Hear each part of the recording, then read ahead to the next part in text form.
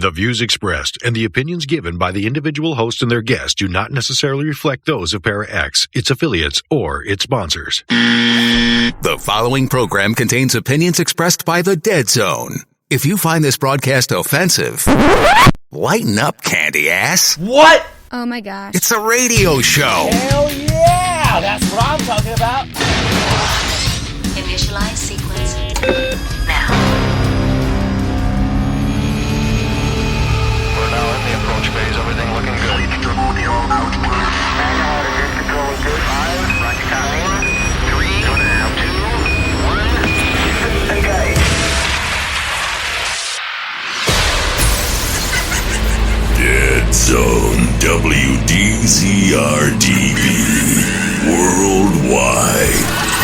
Welcome to the Dead Zone Paranormal Radio Show.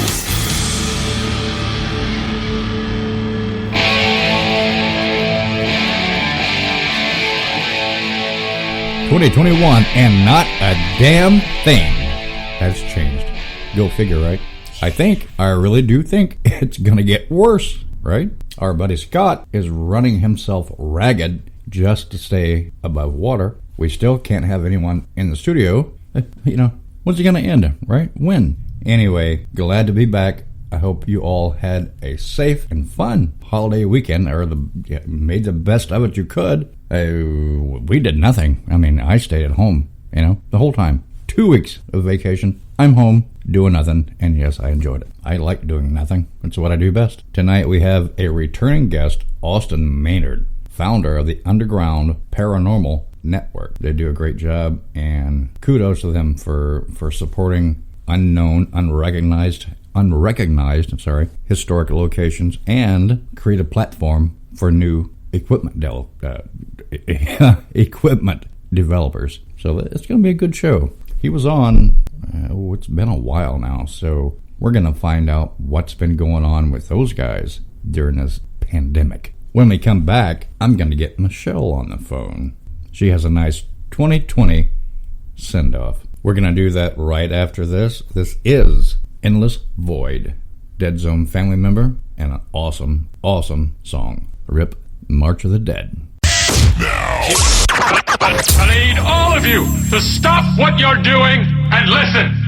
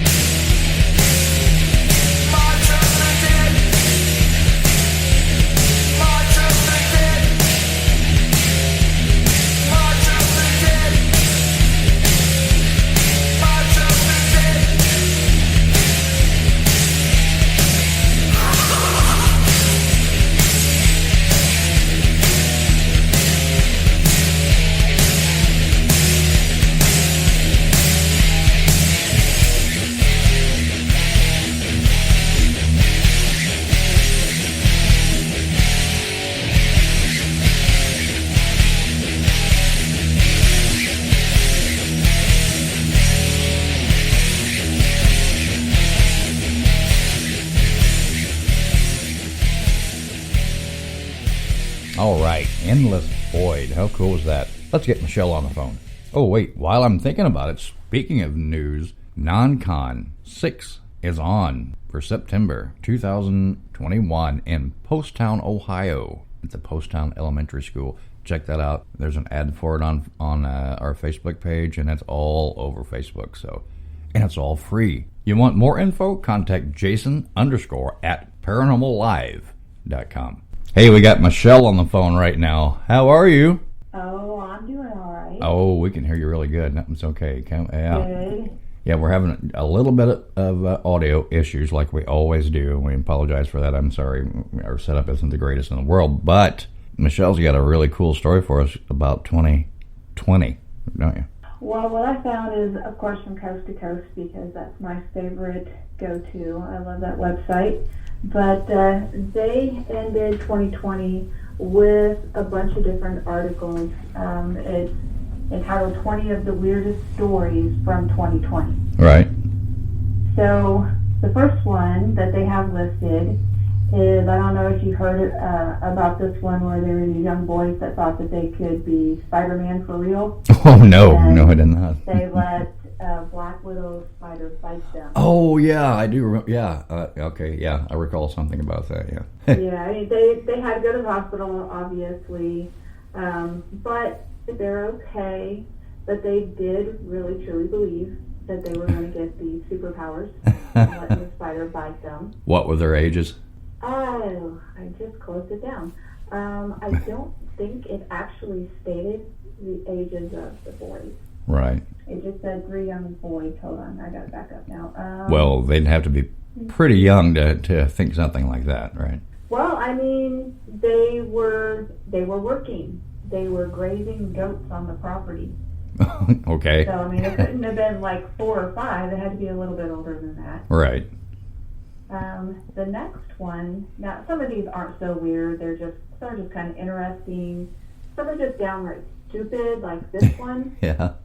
That there is, did you hear about this one? A Detroit driver that jumped over a drawbridge as it was opening up. Oh, no, Dukes of Hazzard, right? Yeah. He made it, he survived, but he trashed his car and he was arrested afterwards. Wow. And what was the reason why? Did they give a reason why he tried that, just to be doing it? No.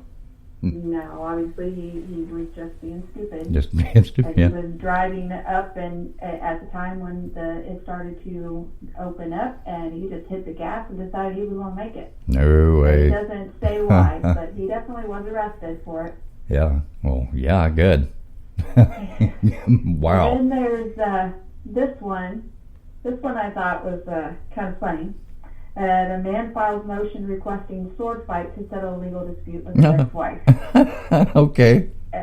Ex-wife was demanding money, obviously, and he said that he wasn't being serious, but he said, if you're going to take me up on this, I need some time to get all of my stuff together and practice. He said that he would take on her lawyer, which was a man, if she didn't want to do it. But obviously, wow. That's not going to happen. Wow. It's in the story. This happened in January, beginning of the year, and they don't really say what happened. I'm sure that the request was denied, though. It seems to me that 2020 here is all this. The chaotic energy, the stressful energy, the anger and resentment and fear, all of that is just like affecting everybody. It's taken over. Yes, it has. It's taken over. And that plus the retrograde, that kind of thing too. So. Oh, sure. But the guy with the sword, I mean, come on, there had to have been some kind of narcotics involved in that. I don't know. I don't know. Wow. Okay. And this guy here, he's a conspiracy theorist. He was demanding that a McDonald's in Arizona that he frequented would take down a statue of a dinosaur because it's against what he believes. His beliefs? Yeah. He said that there are no such things. There was never any such thing as dinosaurs. That is all a conspiracy, because that would mean that the Bible was false in how old the Earth is. Right. So he was going on that argument that it was blasphemy and it needed to be removed. Wow. Obviously, that didn't happen. No. So he had to just give up and let it go. And now this one is a little bit more along our lines of stories we talk about. Right. This was a woman, and it was given a haunted mannequin head. Okay. And like at Ashmore? Of it. Yeah. Anyway. And here's a picture of it in the story. And, it's just it's not really creepy looking, but I guess the wig that was made for the mannequin was made out of human hair. Yeah. And they think that that's where this came from. But this happened over in Singapore, and this lady, like on Facebook Marketplace, that kind of thing, she saw that someone had listed some items that they wanted to give away. Yeah. And so she took them up on it, and the seller was I can't talk now. The seller was welcome to the club. was willing to bring it to her. That's how anxious the seller was to get rid of this thing, and said that they would include some additional beauty items for free. And so she was all excited about it and made arrangements for this person to drop it off at her mother-in-law's house. Yeah. So she didn't get it for a few days, but the mother-in-law called in the middle of the night saying, "You better come and get this." Boxes wow. were in the other room, and she lived alone, and she started hearing noises and was just getting very freaked out. Felt like someone was watching her. So she went and got them, and she said that she felt that the mannequin was very eerie looking, and that's all. Just eerie. That, nothing. It didn't cause her any kind of harm or anything like that. It's just in her head. Well, there's a link that takes you to the actual Facebook posting of what she stated happened. Okay. So my connection is slow here. It's just kind of spinning. Hold on, right. And hopefully it'll open up. I know. Yeah. For those of you that don't know, we actually, calling Michelle from home, we actually live out in the sticks in an old, reputedly haunted strip pit. So yeah, we don't get a real good signal out there. So anyway, she goes on to say that for the next 2 nights she had nightmares. She dreamt that something was following her, and she's had this before she picked the items up. So she started having nightmares as soon as she agreed to take the items, and then the items were delivered to her mother-in-law's house, and then her mother-in-law started having weird experiences and called her, and so it says that she felt the presence of something watching her alone in the house. So she was watching TV alone, heard noises coming from the room where the items were at. It kept happening. She tried to brush it off. So anyway, she called her, and because she had been having nightmares about it, she felt that God was protecting her from whatever was inside this mannequin head. So she just threw it away. Okay. She threw it away and said that she had no other problems after that, neither her or her mother-in-law. But my problem is that now you're just transferring that onto someone else. Well, Why are you going to throw it away? You need to destroy it. But from the get-go, from the beginning of the story, she was in a state of mind of she wasn't going to be afraid of it in the first place, right? No. Not in the first place. She thought she was getting a mannequin to practice. I guess, this is my assumption, it doesn't exactly say, but she was getting this mannequin with makeup, and so I guess it was to practice makeup techniques on. Yeah. Oh, yeah. And no, she was just excited about getting it for free. Okay, I thought she had a preconceived... But as soon as she agreed to take it, she started having nightmares. Okay. But she didn't have it yet. Okay, I thought she was having preconceived notions about this thing, and no, it was all no. Okay, all in her head. Okay, Yeah. All right. Wow. Okay. So the next one, again, is just stupid. China dismisses reported plan to send 100,000 locust-eating ducks to Pakistan. I guess Pakistan is having problems with locusts, and so news started going around that China was going to be sending over 100,000 ducks to eat the locust. I don't know why that's included. I don't know. That's just weird. Yeah. I mean, come on. Wow. This one, this one again, I don't think this one really should have been on the list. I think they were struggling to get this whole 20 items. Yeah. A hard hat was lost in the Mississippi River. Yeah. 5 years ago. Yeah. And then was found in Ireland. Wow. So, Okay. and how it got to Ireland, who knows?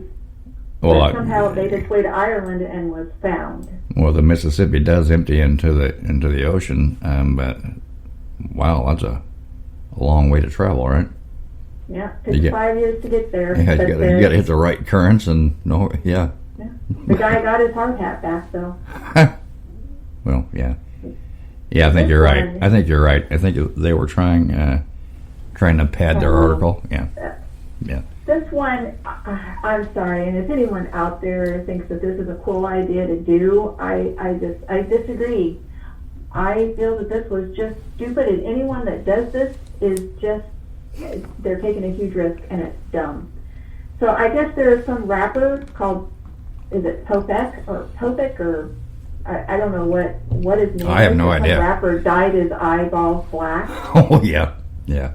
And so this Polish woman decided that she wanted to do that too. So she went to a tattoo artist, and the tattoo artist, though, goofed up and used ink made for the skin rather than what would be approved for the eyes. Oh, man. So she lost her vision in one of her eyes, and she's undergoing medical treatment to try to save vision in the other one. Why the hell would you do that anyway? You know? I don't know, because she just looks gross. It's not, I don't know how anyone would want to look at themselves like that. It's horrific looking. That's ridiculous. Good Lord. Yep. Huh. Yep. More stupidity. Yeah. Italian flat earthers' journey to the edge of the world goes wildly awry. So this couple in Italy are convinced that the earth is not round, that we are all mistaken, and it is actually flat. So they tried 3 times to make it to the end of the earth. They had to finally give up. The first time, they were in really bad shape when they were found. I think it said that they were out there for like 3 weeks before they were found. And now, when you say out there, you mean when they were picked up in the middle of the ocean. Yeah. Good Lord. Yeah, because they really felt that they kept going. They were going to get to the end of the earth. Yeah. Okay. Yeah. God. You had to heard about this one. That there was a brain found on the beach. In Wisconsin. Yeah, I did hear about that one. Yeah. Yeah, and it turned out just to be a pig. Yeah. It was a pig's brain. Yeah, but why was that there? Doing a ritual of some sort. Yeah, but I mean, come on. Got a pig's brain. We're going to do a ritual and throw it out here on the side of the road. Come on. No, they had it wrapped up in foil, and there was some other stuff. I think there were flowers, and it was wrapped up with flowers. It had wrapped up with tin foil, put in a box with a ribbon tied around it. Oh, so it was more of casting a spell on someone or something like that. Probably. Like a witch, witch jars and that kind of thing. Yeah. Wow. Okay. Where was that at? That was in Wisconsin. In Wisconsin. Mm-hmm. And in Canada, there was a town that everyone in town was complaining about this person that took a mannequin and turned it into a creepy, bloody clown. Yeah.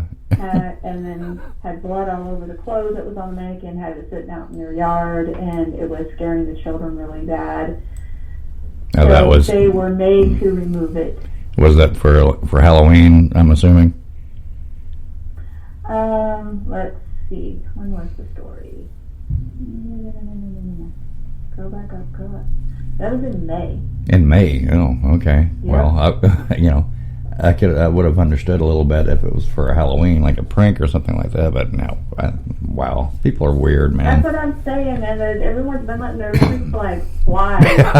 Yeah, here, people are weird, dude. I know. I know you heard about this one. The monkeys steal COVID-19 samples from a lab worker in India. Oh yeah. That was early on this year. Yeah. Yeah, they got those back. The monkeys climbed up trees with them, and then after realizing that there was nothing there, they dropped the vials, so they got them back. Yeah. That seems kind of tamed as to what's going on right now, right? Yeah. Well, then we have this guy that claims to be from Saturn. Okay. And he filed a lawsuit against the federal government. Okay. This is ongoing. This just happened right before Christmas. Uh-huh. And he says that he has been living on Earth. Let's see. Well, no, okay. It says that the government has been discriminating against him since the 4th of July, 1776. Okay.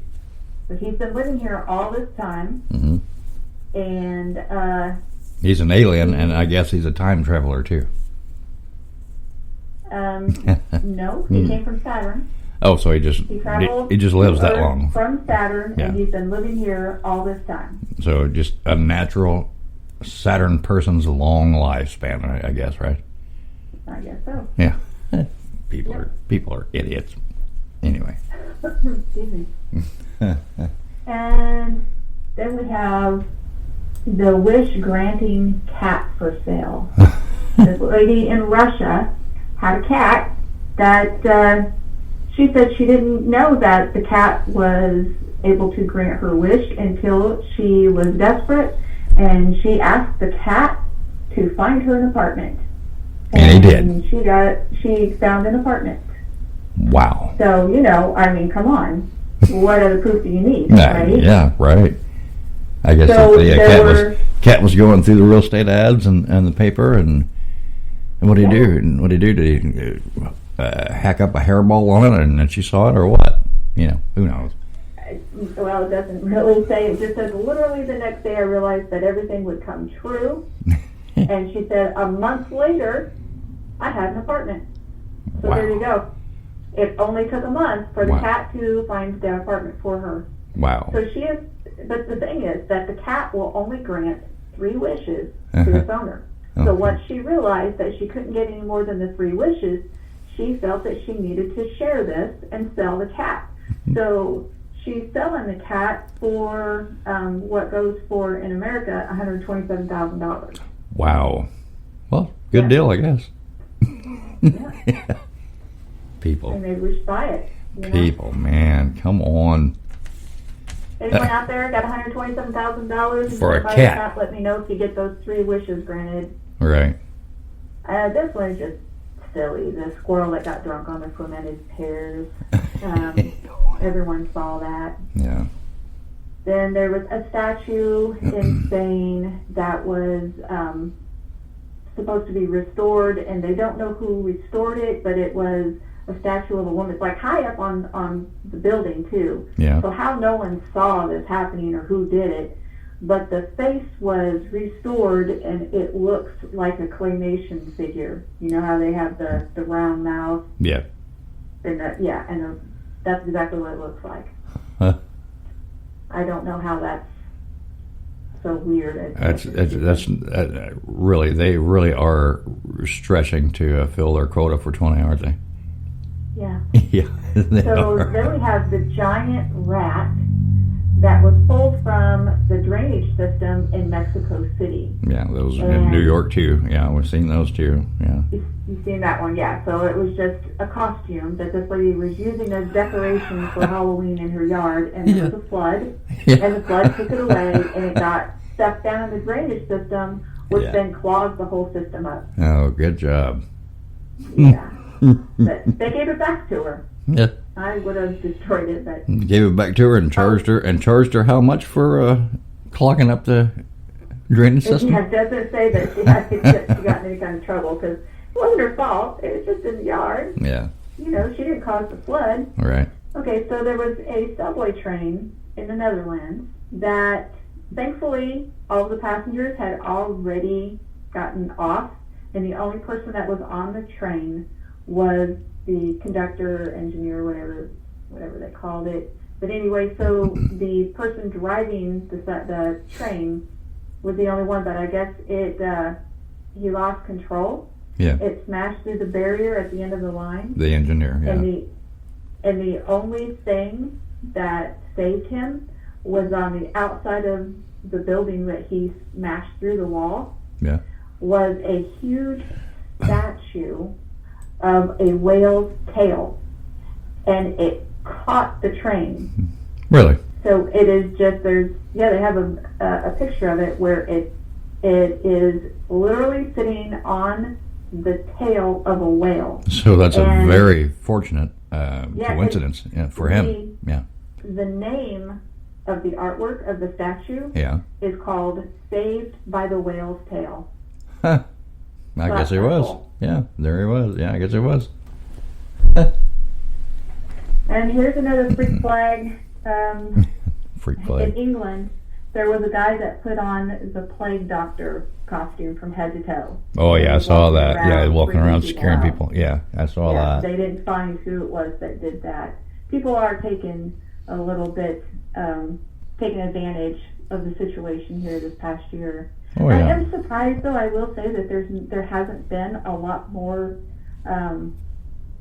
maybe there have been, we just haven't heard about it, but you'd think that there would have been a lot more break-ins and robberies because everyone's wearing a mask now, so it's not... Well, that's coming. That's coming, in my opinion. Now there was,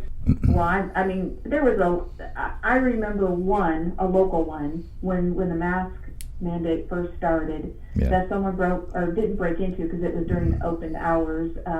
This guy was wearing a mask, though, and went into like a lawn and garden store and stole a chainsaw. Oh, right. Yeah.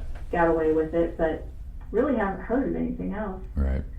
The last story is about, in France, they have a rule that once the bell rings, the gate is locked, and the children aren't allowed to come through the gate. So... No, wait a minute.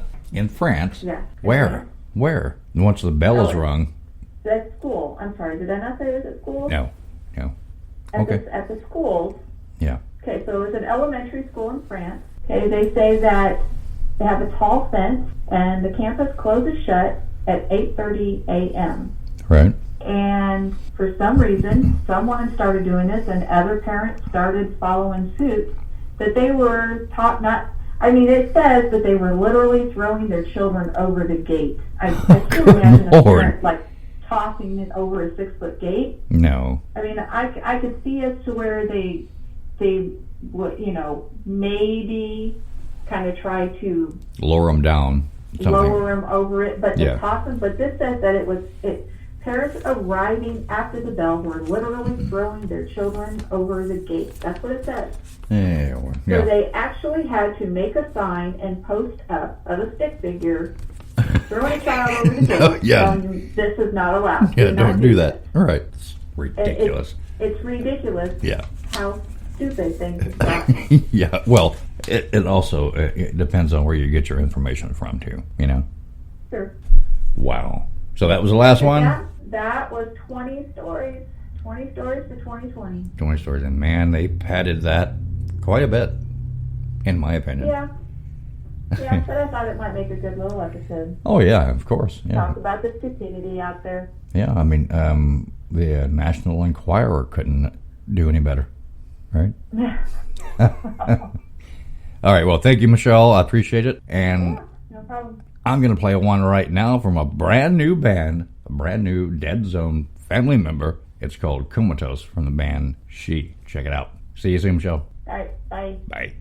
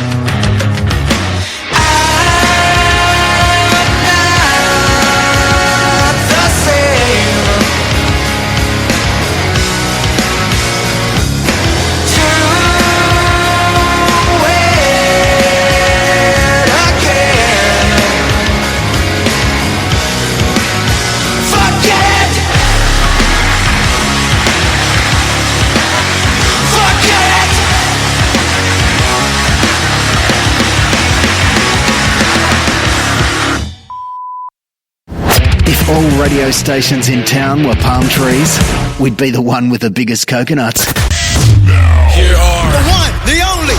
Dead Zone. Awesome. And there he is. How are you, sir? I tried to call you, and you were on another call, it said. Oh, yeah, my partner called me about something with his team.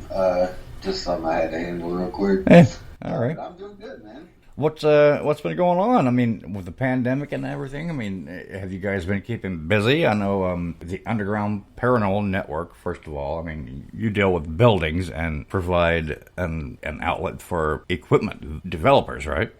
Yeah, I mean, that's just kind of part of it. I mean, like, the Underground Paranormal Network is like a network of like locations, teams, equipment builders, like innovative researchers, people that are about pushing the field forward, not like, because like there was that whole para-unity movement, and although I agree with the message, I don't agree with the way it's done. Right. I think it's very cliquey, and so I think it's I agree. What we're doing. Right. It's more or less like, don't talk about it, just be about it. Like, let's bring exposure to the ones that deserve it. Right. Or the places that deserve it. Right. Or, stuff like that. Yeah. Yeah, I get it. I understand completely. Yes, I agree with you, too, by the way. Yes.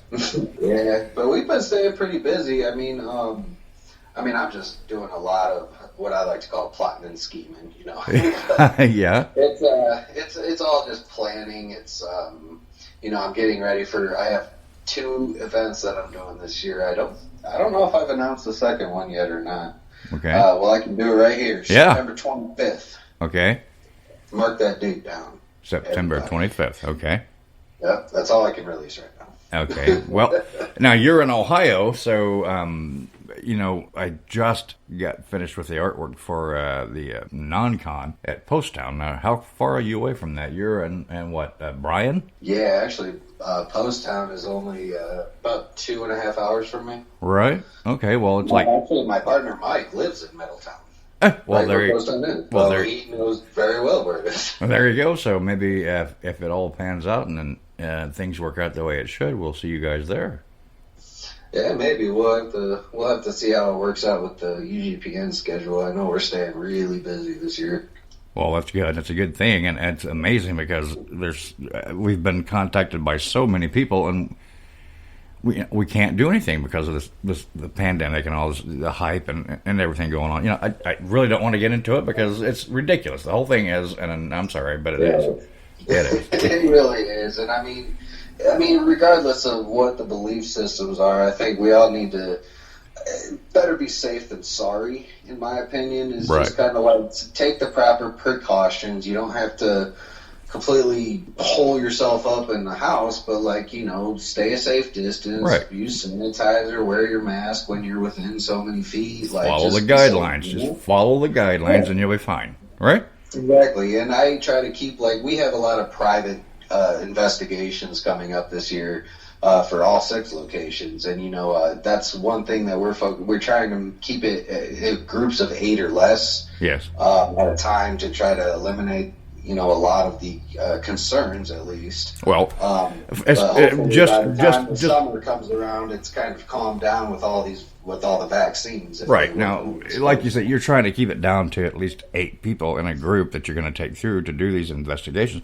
Now, everything aside, that's the way we think about things. If we're going to go do a real investigation, we don't want a lot of people in there trampling around and destroying whatever possible evidence we might get, right? Right, so absolutely. I figure the smaller the better. I mean, I don't want a lot of people in there talking and whispering and scratching and farting or whatever they do, because it's going to ruin your evidence, right?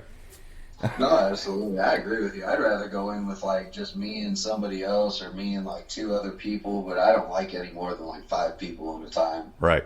That gets too much after that. Right. And that's bigger places are different, though, I guess. Well, that's a perfect amount of people right there. I mean, a large amount. I would consider 5 would be a way you could more or less tag team. You can more or less tag team.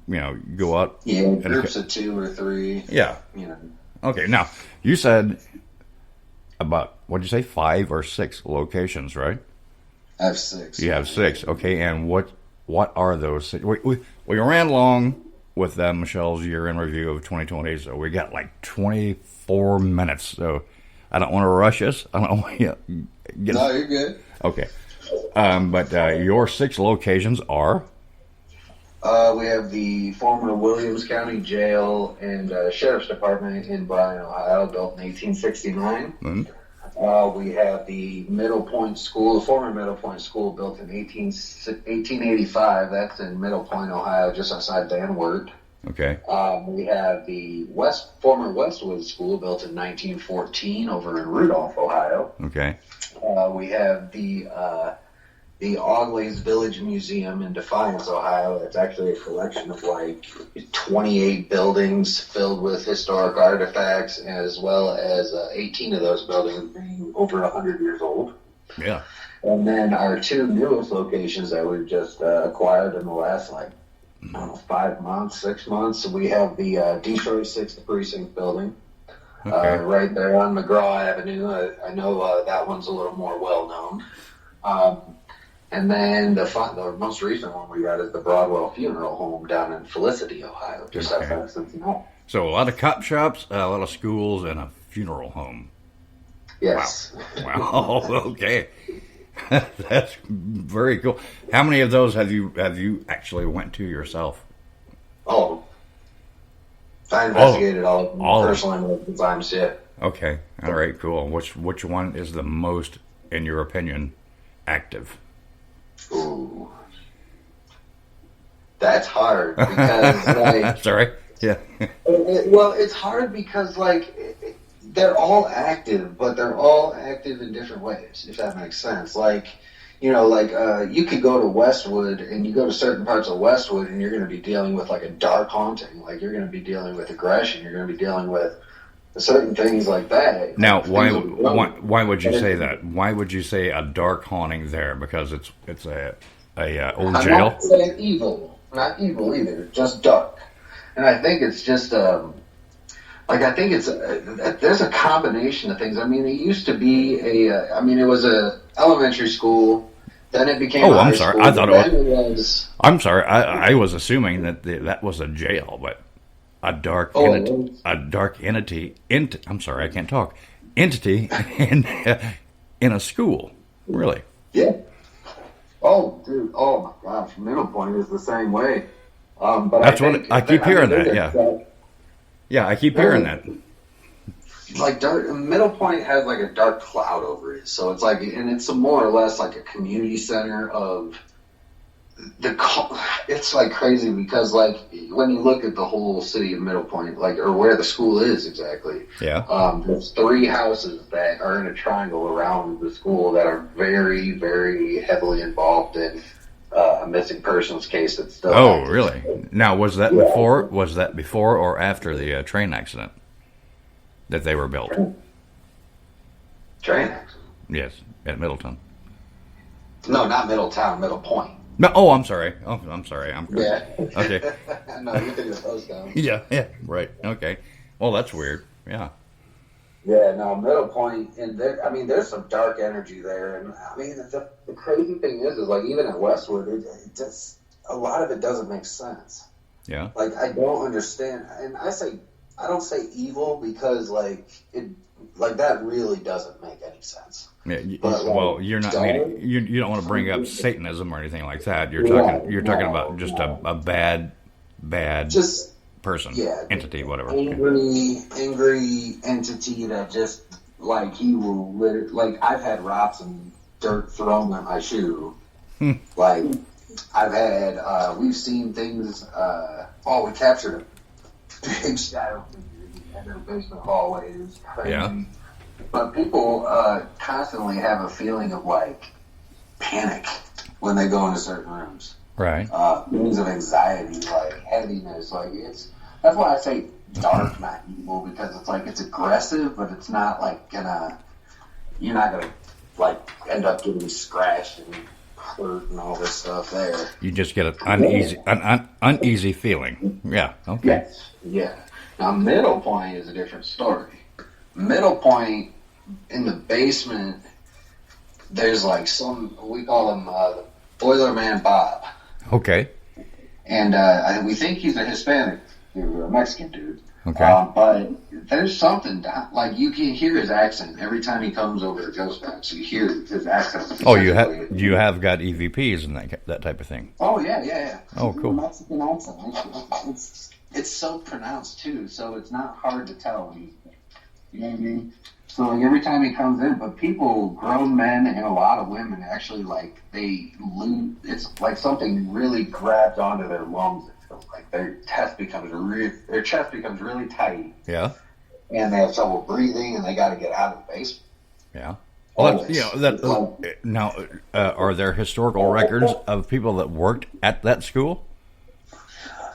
I'll be honest with you, man. Like, I mean, yeah, there's the records of the people that worked at the school, but like, there has not been any kind of like records of anything happening on the school. No. Where I was going with that was the people, the employees of that school. Were there any, like you say, I don't mean to be a racist, Mexican employees there? That is a good question. Yeah.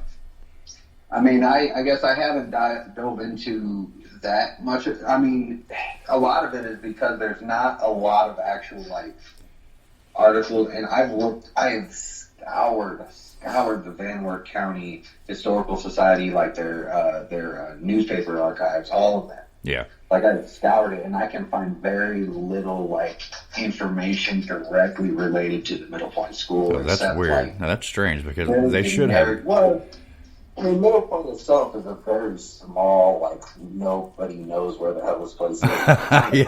Yeah. So it didn't get much attention, except what I found about after doing so much research on Middle Point. Yeah. What's funny is that there are at least 3 different people that grew up to murder somebody that ended up going to Middle Point School as children. Right. Sick of that small town. Well, it almost makes you wonder, like, is that school, like, breeding murderers? Wow, yeah. I guess you're right, yeah. And then on top of that, the missing persons case, like, the guy that went missing, he lived, like, literally right across the street from the school. Okay. And the dude that was suspected by the FBI to have caused his disappearance lives across the field from the Middle Point School. And the guy that he was supposed to be in cahoots with lives on the other, behind the Middle Point School, and it, like, literally forms a Middle Point triangle, is what I call it. Wow, that's weird. That's crazy. But yeah, you know, like you say, it's a really small, isolated community. Yeah. Someone loses their, pardon my language, you know, their crap, and somebody's got to go. Yeah, and it just goes beyond that, too. I mean, I think that, like, especially with schools, I mean, there's a lot of energy that has been built up by thousands and thousands of children and teens that went through those walls, whether they were the best memories or the worst memories. Right. I mean, and you would think, like, logical thinking, I guess, if I were to die and I could go anywhere, where would I go? I'd probably go to where I had the most, like, the happiest experience. The fun times, yeah. Well, I didn't have any bills to worry about. I didn't have any stress, you know, where I was just fun and happy and free, you know? Yeah, no virus. Yeah. Yes. That makes me think, though, are you, I know you are familiar with, I'm an idiot now, it went right out of my head, when the asylum in, oh my gosh, Winchester, Indiana, what is it? Randolph County. Randolph, yes. Okay. There are so many bodies on that property that are buried, that are lost. Yeah. You know what I mean? We've tried to help, used to be Brandy and some other people there to find them. But it's amazing because when we went there, we've been there several times, you're walking on their graves and have no idea what you're doing. Yeah. You don't realize it. It's crazy. It just can be lost, and you can't find them anymore. There should be records, but evidently there just aren't. But they're just not, I guess. Well, it sounded, I mean, that's kind of similar to like the Cincinnati Music Hall. Yeah. Like the former mental asylum that was built there before it was torn down and the music hall was put up. Right. It was actually like a very large mental institution, and the music hall is still doing excavating in the basement and finding bodies. And they're still finding bones. Oh man! Wow. They are still finding them. Even 2 years ago or something, I saw an article. They're still doing it in the elevator shaft. That was a mental ward, or was it a tuberculosis ward, or the same, or both? I think it was a mental hospital. It was a I mental think hospital. it was an insane asylum. Yeah. Wow, that's crazy. I'm pretty sure it was, but the music hall in Cincinnati is very well known to be haunted. Right. Now, which one are you talking about? Because we got invited to do an investigation and a show from there twice. It's a small town. I can't think anymore. My head's gone. A small town, a beautiful, beautiful music hall, reported to be haunted. I don't know. I haven't been there, so I'm not going to comment on that. I think even Ghost Adventures did a show there at one point. It's possible. Dadgummit, I can't bring it up. It's gone. I think I might know what you're talking about. But it's in Ohio, and there's there is a team that more or less say that they use that as their base of operations, their home haunt or whatever, I'm not sure. Not sure exactly.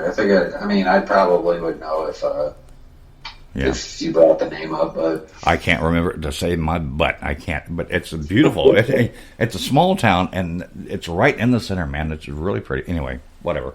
I can't believe that you guys aren't associated with Post Town. You're right there. Especially your partner is there. You know. Have you talked to Daryl at all, or what? I've talked to Daryl. I think Daryl's a great guy. I have no problems with him. I have no issues with him. I love to help him out. But I think it seems to me that Daryl's pretty well off as it is. Well, yeah, he does a great job down there. He's doing what he likes. Yeah, exactly. Yeah. Yeah. Well, exactly. And so I just don't even. It's like I don't want to step on his toes, and just like he wouldn't want to step on mine, kind of thing. And if he's doing a great job down there, don't fix it if it ain't broke. Right. Exactly. You're right. You got it. Yeah. You're right. Okay. Let me think here. The UGPN, we kind of said something about the fact that you provide a platform for new equipment or development of new equipment. Now, how does that work?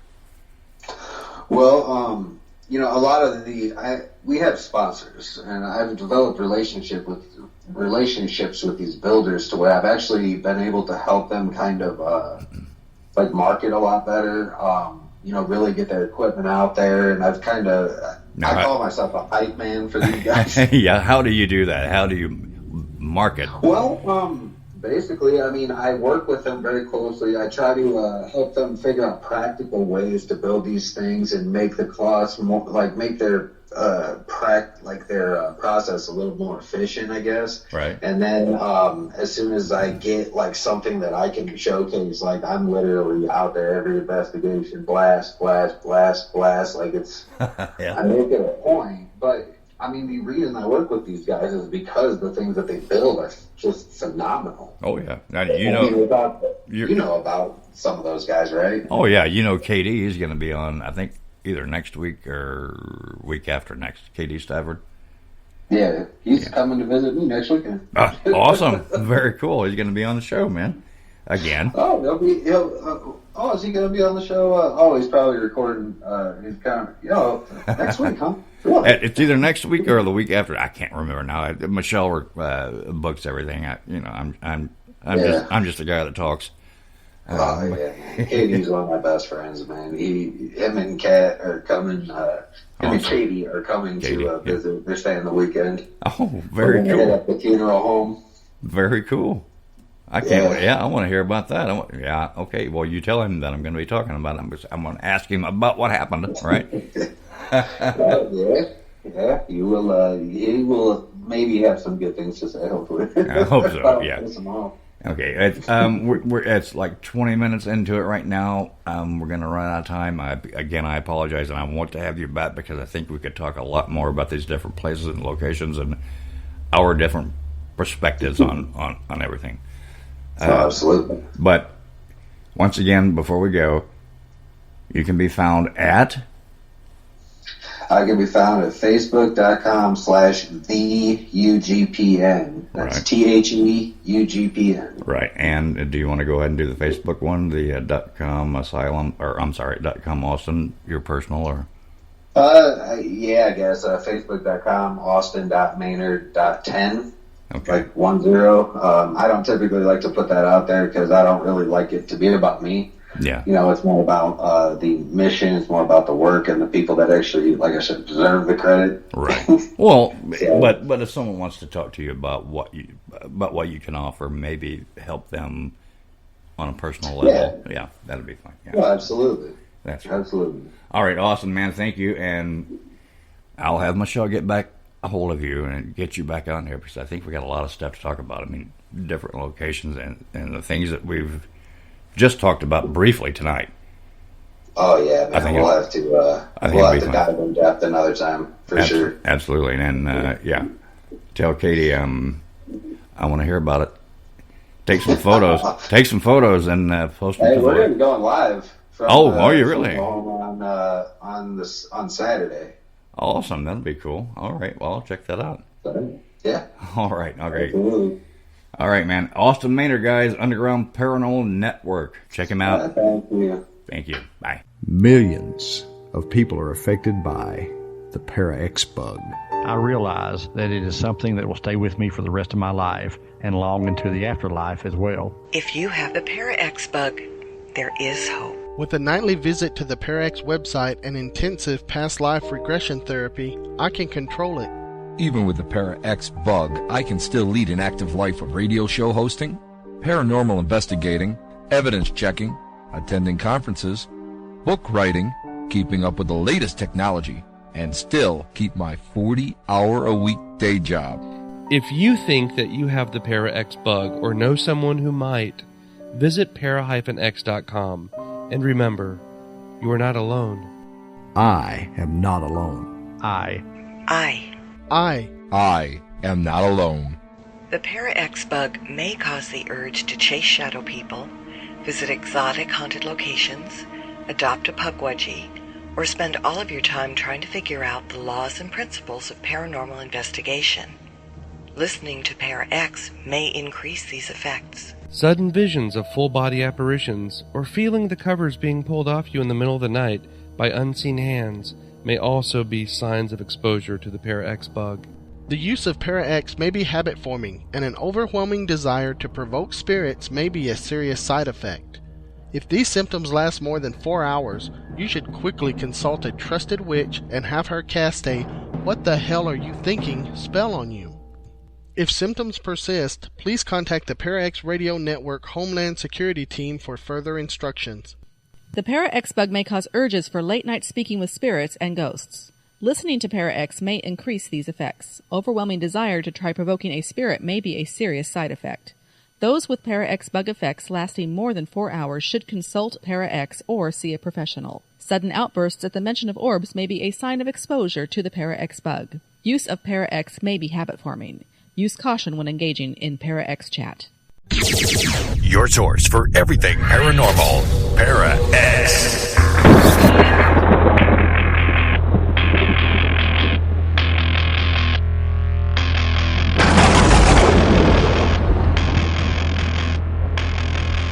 Hey, this is Lee. If you missed tonight's show or any other show, you can always check them out in the archives on the Para-X Radio Network, or you can go to our website and click on any of your favorite apps. This is the Dead Zone Paranormal Radio Show. Thanks for listening.